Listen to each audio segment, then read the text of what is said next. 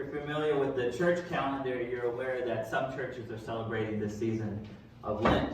Some choose to make this time where they purposefully set aside something and they make a purposeful sacrifice so that way it can be devoted to God. And majority choose to fast from meat, from other foods, while others choose different forms of fasting.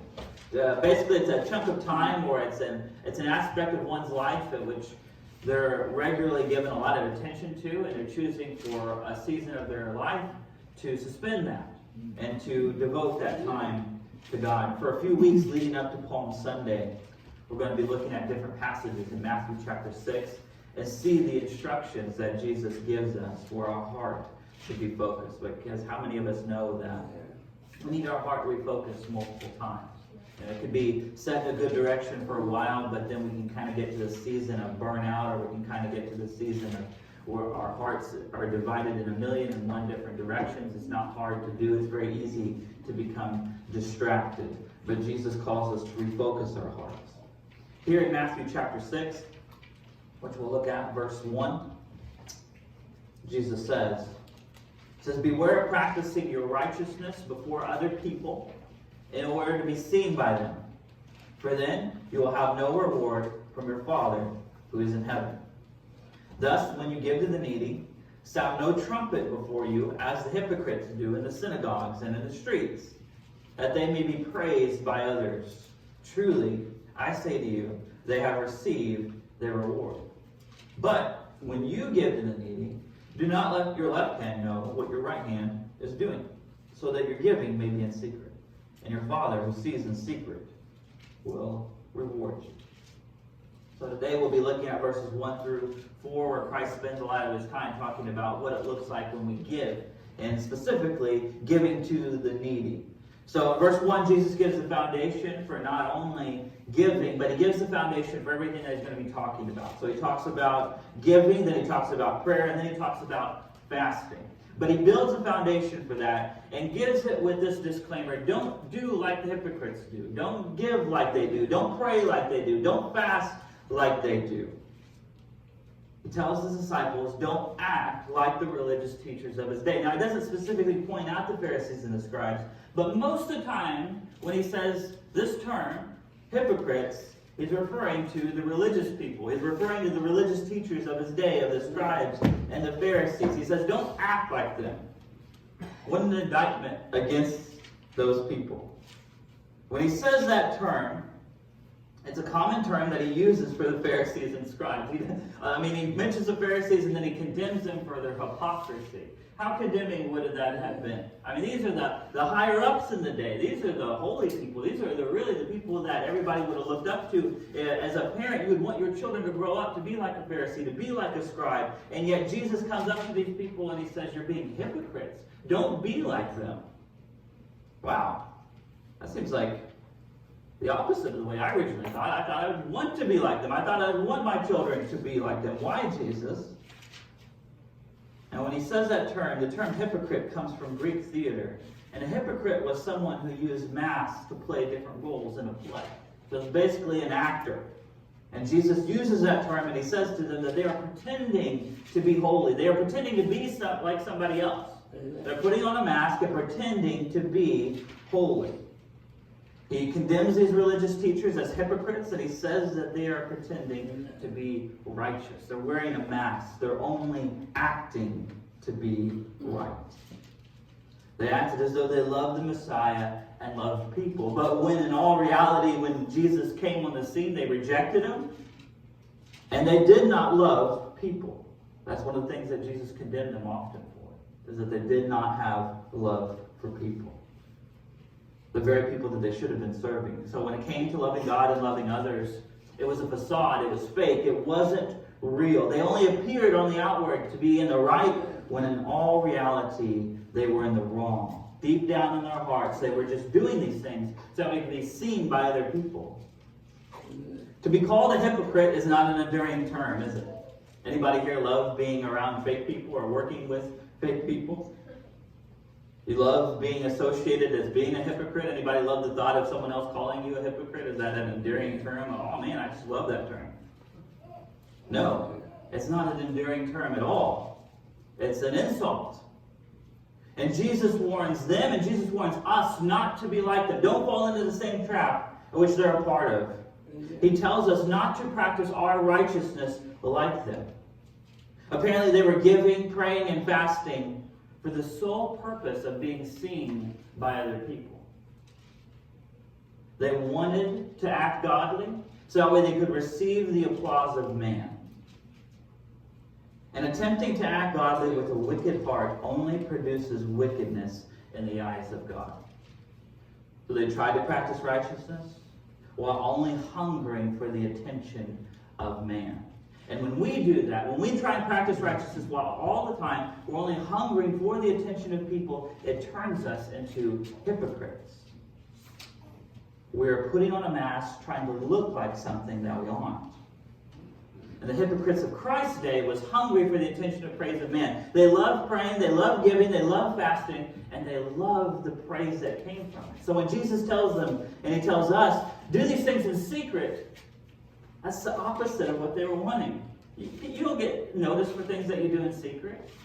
You only get noticed for things that you do out in public. You only get noticed for, you only get praised for the things in which you're giving to someone and everybody sees. You only get noticed when you're praying out in the street corners. That's what he mentions in the section of prayer. He says, don't pray out in the street corners like they do and make a big show of it. Really try to get the applause of man. When you fast, make sure that you wash your face. Make sure that you're presentable to people, that you're not going around gloomy and just sad and, oh man, I'm just really holy because I'm fasting. Hey, would you like something to eat? No, I'm fasting. I'm really hungering for the Lord. This is something that I'm really struggling, but I'm going to do it. And doing that receives the applause of man. They wanted people to notice their giving, praying, and fasting. And when people saw them, they wanted people to clap for them. It's petty, isn't it? But how often can we fall into that trap? When people looked at them, they said, wow, look how holy they are. Look how much they gave. Listen to how they pray. Watch how they fast. I wish I could be that righteous. And how subtle and deceitful the human heart can be. Because what they were doing wasn't bad. There's nothing wrong with giving to the needy. There's nothing wrong with praying to the Father. There's nothing wrong with fasting. The problem was their motivation was wrong. It's good to give the needy. It is good to pray. And it's good to fast. But the foundation motivation for why they were doing it was wrong. They only wanted to do it so that they could get praise from other people. And not much has changed, right? Over 2,000 years later, here we are, 2,000 years later, and yet we can still crave this today. It's not as though this is completely foreign to us. I mean, none of us read this passage and think to ourselves, wow, I'm glad that we evolved from that we're nothing like that anymore. We've changed so much. Oh, we still fall into this same trap. Very good, godly Christian people can fall into this same predicament. Not much has changed. Our hearts still hunger for the praise of man. Our hearts still desire to receive compliments from other people. We are still driven by the desire to receive applause from people for practicing righteousness. I saw how much you gave. Good job. I heard you pray. Wow, that was a great prayer. I know you're fasting. That's awesome. And out of that praise, we receive our reward. Now, don't be mistaken. If someone finds out that we're doing these things, it's not wrong. I'm not saying, and I don't think Jesus is saying that in the midst of us doing these things, and someone finds out about it, Jesus says, oh, too bad for you. You lose your reward. Father's not going to reward you now. That's not what he's saying. Jesus is not saying that while we are doing these things, someone discovers that we're doing them, that we're giving to the needy, that we're praying, and that we're fasting. And then Jesus, like a thief, takes away your reward and says, too bad for you. Too bad, so sad. No.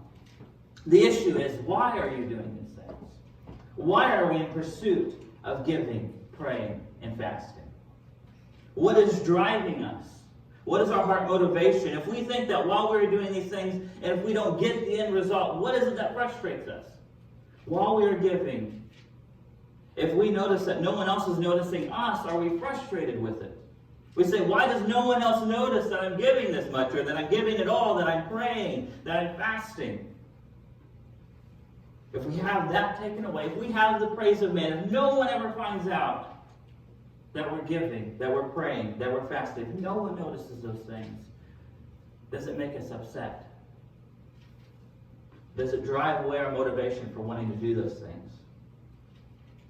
And from time to time, I think we all need to take a step back and ask God to examine our hearts and to bring to light any bad motivations that may be there. Because on the outside, we can do all of the right things. We can dot all of our I's and cross all of our T's, and everything looks good on the outside. But deep down inside, we have to ask God to reveal, are we doing this for the right reason? Because it's not just the outward action, it's also inwardly, making sure that we're doing it for the right purposes. And very often we need God to reveal that to us, because our heart can fool us all the time, right? Proverbs says that there's a way that seems right unto a man, but its end is destruction, its end is death. Everything seems to make sense, and everything, it seems like it's going to go down this right way, and then it doesn't. That's life. That's life in this fallen world. But we need God with his eternal perspective to help reveal to us what our motivation is. And also, we're to remember to let our light shine before others. So Jesus isn't saying that there's anything wrong with letting our light shine before the people, because if so, he'd be contradicting himself in Matthew chapter 5. So just a few verses earlier, he told us to let our light shine. Matthew chapter 5, verses 14 through 16. He says that you are the light of the world. A city set on a hill cannot be hidden. You see a huge city on a hill? It's not hidden. You see it, obviously. Nor do people light a lamp and put it under a basket, but on a stand. And it gives light to all in the house. It'd be really foolish to turn on a lamp and then put a basket over it. Like, oh, I like this light, but I like it to be in its own little environment. I don't want it to light the room. In the same way, let your light shine before others, so they may see your good works and give glory to your Father who's in heaven. Well, I thought Jesus just said we're not supposed to let our good works before other people. The issue is motivation. The issue is, are we really hungering for the applause of people? For people to notice us, for people to say, wow, good job, that's great, wonderful. You're a really holy person. And Jesus gives us what our true heart's desire should be. Our desire should not be the praise of men, but our desire should be the praise of God. Our desire should not be the glory of man, but it should be the glory of God. And one of the most frightful things about this section, I don't know if you notice this, but the most frightful thing about this is Jesus says that you get your reward even if you have a bad motivation. He says that those who are seeking after man's reward get it. He doesn't say, oh, they don't get it, too bad for them. He actually says that they receive the reward. So in the midst of them receiving the applause, receiving the compliment, receiving the praise from men, they think they're doing good. That, oh, this must be God's way of patting me on the back. And they continue it. They continue down this terrible cycle of wanting more and more praise from man. Jesus says the Father gives them their reward. So it's as if in the midst of while we're doing these things and we really want the praise of man, the Father gives us that reward, but that's to the full extent of our reward. So he says, if what you really want is the praise of man, then that's exactly what you're going to get. But that's all you're going to get. That is the full extent of a reward. And the applause of men is a very fleeting reward. It's here for a few moments and it's gone, isn't it? We all want that praise from man, that applause for doing right. But how long does it ever last? It's only there for a moment, isn't it? I mean, unless you write them down and really, put them on your wall or something, to the extreme. Wow, this is really good. It's gone. It's like a fog in the air. It's here today. It's gone tomorrow. But when we're seeking a reward from the Father, then we'll get that. Jesus says that as we are doing these things in secret, the Father who sees in secret, he will reward us. We think that, well, if we ever do something that's good, it automatically becomes unrighteous if we're seeking for a reward. But Jesus doesn't say that, does he? There's a Christian philosopher that said for a while, if you're automatically seeking for reward in what you're doing, then it's corrupt. It's wrong. But as I read the Sermon on the Mount, from Matthew chapter 5 to Matthew chapter 7, Jesus seems to talk about this promotion of seeking for a reward. But the issue is that we're seeking the right kind of reward. And the Father is not a stingy rewarder. He loves to reward people. Now, what does this reward involve? Jesus doesn't say specifically how he'll reward us. Some people like to think that, well, Jesus will reward me millions of dollars if I do right. That's not what he's saying. The Father is a much better rewarder than man, because the Father has an all-knowing eternal perspective in his rewarding program. So as he rewards us, and I think one of the biggest ways that he rewards us is he gives us more of himself. And he draws us closer to him. And we get a bigger revelation of who he is. And there's more intimacy, and there's more there. And what greater reward would we ever want than more of him? Less of ourselves, more of ourselves being poured out, and more of himself being poured in. And his reward is the one that truly matters. Now, in the main section that we're looking at here this morning, we're looking at the Father rewarding us as we are giving to the needy. He mentions that in particular. He gives the warning not to give like the hypocrites do. He says not to give with the sounding of the trumpet in the synagogues and in the streets, that they may be praised by others. He mentions this blasting of the trumpet, which is probably hyperbole. It's probably using exaggeration to the extreme. But it could also be a play of words, because the giving boxes at that time, which you were to give to, were actually a trumpet-like shape, and were made with probably the same material that a trumpet was made out of. So it could be playing on a set of words there. Overall, Christ was saying that the hypocrites loved giving large amounts, so that others would notice and others would praise them. So they would come up, a picture like this big Monopoly bag like full of money, and they come up to the offering box and they drop it in, and it's, wow, look how much they gave. Man, wow, I wish I could give that much. Or, wow, I wish I even had that much. Man, look how much they're giving. It would get the attention and applause from man. There's even some people that play on the aspect that maybe it wasn't even possible that they actually did blow a trumpet. That if you gave so much that they would actually have a little bit of a reward of a trumpet actually being blown. Congratulations, you gave this much. Jesus says, don't be like that. Christ tells us that when we give to those in need, and now notice here that it doesn't say if. It's already assumed in kingdom lifestyle that we will give to the needy. He doesn't say if you do. If you decide to do it, if you're feeling really good, if you're feeling really Christian, you're just really filled with the Spirit that day, then you're going to decide to give. He doesn't assume, or he automatically assumes that you're going to give to the needy. We should not do it to be praised by other people. God the Father is the one who sees in secret, and he will reward us. And what greater reward could we ever want than from God himself? Now he uses this idiom not to let your left hand know what your right hand is doing, to indicate the attitude that we have. This is the exact opposite of the Pharisees. It's the exact opposite of the scribes. That we're giving in such a way that we don't even know how much we're giving. That's the term that he says, don't let your left hand know what your right hand is doing. And it's almost kind of comical, that you're giving so much or so fluid, the flow is so fast that you don't even know yourself. Don't let your left hand know what your right hand is doing. That your hands don't even know how much you're giving. And there's an occasion in the Gospel of Luke that I think beautifully sums up what Jesus is talking about and greatly displays this act of giving. In Luke chapter 21, which probably many of you have this text in your head right now as I'm talking about giving to the needy. Luke chapter 21, verses 1 through 4, Jesus is standing at these offering boxes. Right? He's probably at a distance and he's looking at. And his disciples are surrounded by him. It says in verse 1, Jesus looked up and saw the rich putting their gifts into the offering box.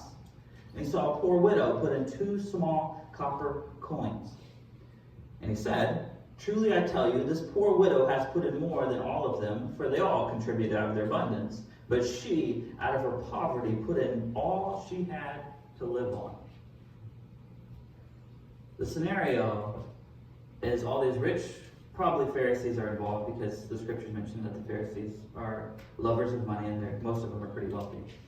So the Pharisees have these money bags, and as they're coming up to these offering boxes, and the offering boxes, like I mentioned, are trumpet shaped and probably made out of the same material that a trumpet is. So if you have quite a bit of coinage, which is the predominant form of currency during that day, and currency is differentiated between weight.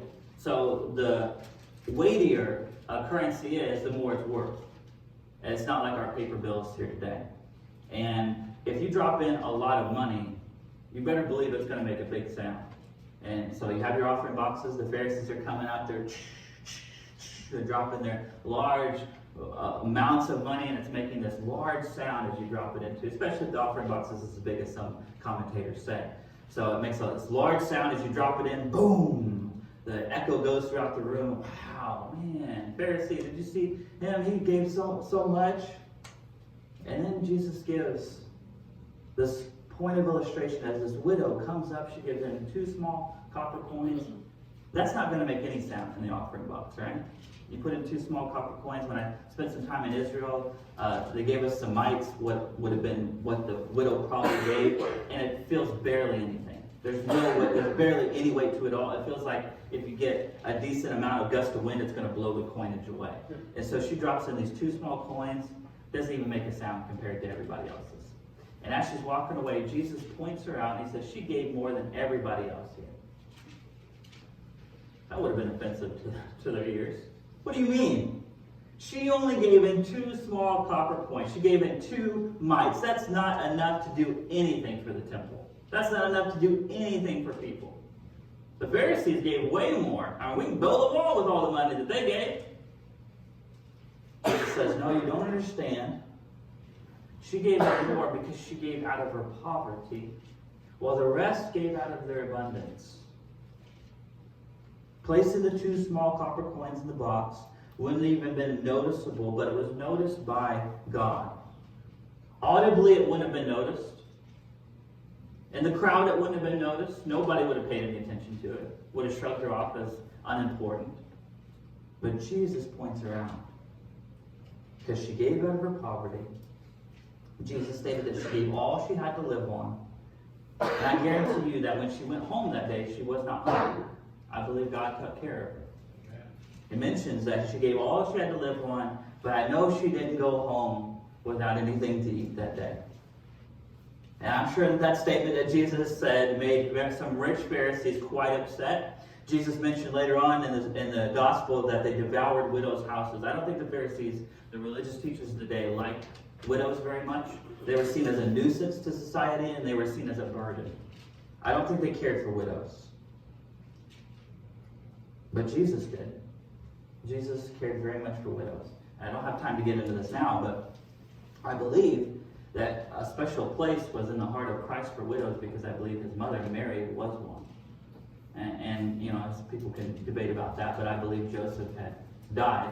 That's why there's certain things in Scripture that make no sense if Joseph was still around, if Joseph was still alive. And I don't think he just abandoned ship. I mean, he's seen quite some things that happened on in his life. Angelic dreams, and I think he would have stuck around. But I think he had died. Otherwise, it would have made no sense for Jesus to pass Mary on to the beloved disciple, to John. And so I think widows had a special place in the heart of Christ because he knew what that was like in a household. For us today, in the past, sadly, I found that when many Christians come to texts like this, we get uncomfortable with it, and there's a lot of unjustified justification. We give 1,000,001 reasons for why we don't have to give to the needy. We say, well, who is really needy? They can get help from someone else. That's not really our problem. And there's no soft answer to this. Ignoring the commands of Christ is disobedience. There is no such thing as somehow disobeying Christ and it not be considered disobedience.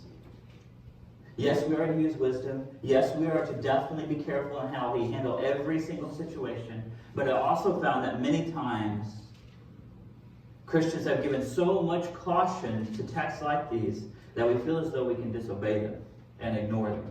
And when it comes to Bible passages like these, you know, we all have that junk drawer. that we have in our house, with like 1,000,001 screws and 100 nails, and we tell ourselves, well, there's going to come a time I'm going to organize those, and I just know it. There's going to come a time. I have that type. I have several of those drawers. And I tell myself there's going to be a day I'm going to have some free time, and I'm really going to organize that. And it hasn't yet to happen. We've had that junk drawer for who knows. And wherever we move, we just move that junk drawer to another junk drawer. But sometimes Christians treat certain texts like that. When we read certain Bible passages, we get a little uncomfortable with, and so we don't know what to do with them, and so we just kind of throw them in a drawer and just kind of shut them so we don't have to think about it. But those texts are meant there, and if they make us uncomfortable, that's a good thing. It shows that our heart is not so hardened that the Spirit can't speak to us from these Bible passages. It makes us a little uncomfortable. It stings a little bit, but that's good.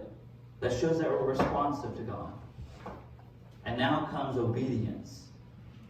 And there will come a time when we stand before Jesus Christ to give an account of ourselves. We are going to have to encounter him and give an answer for why we were poor stewards. May we not be bad stewards. May we be good stewards. Because really, we don't own anything here on the earth. We're just simply stewards. We're just simply managers trying to manage money as we go along. But we don't really own it. He owns it. Let us be good, loving, and faithful stewards. And as transformed people by the grace of God, we are called to be a blessing. We are called to be light. We are called to make a difference. We are called to be transformation. Not just for the sake of transformation. We're here to be the light of Jesus Christ to other people. Not just to simply do good. There's a lot of people that just do good for the sake of doing good. But we're meant to be Jesus for